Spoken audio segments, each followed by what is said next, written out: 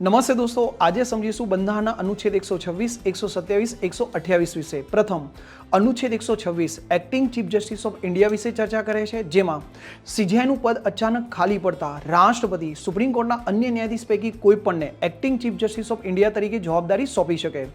અનુચ્છેદ 127 એડહોક જજ, જેમાં તદર્થ ન્યાયાધીશની નિમણૂક અંગેની ચર્ચા। જ્યારે પણ સુપ્રીમ કોર્ટના સત્ર ચલાવવા માટે અથવા આગળ વધારવા માટે કોરમનો અભાવ વર્તાય તો ચીફ જસ્ટિસ ઓફ ઇન્ડિયા રાષ્ટ્રપતિની પૂર્વ સંમતિ લઈને એવા વ્યક્તિ જે હાઈકોર્ટના ન્યાયાધીશ રહી ચૂકેલો હોય, સુપ્રીમ કોર્ટના ન્યાયાધીશ બનવાની યોગ્યતા ધરાવે, એમને એડહોક જજ તરીકે નિમણૂક આપી શકે।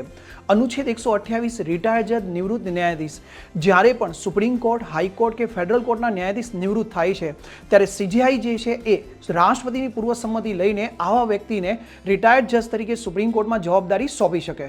આવી જ માહિતી મેળવવા માટે વેબ સંકુલને ફોલો કરો।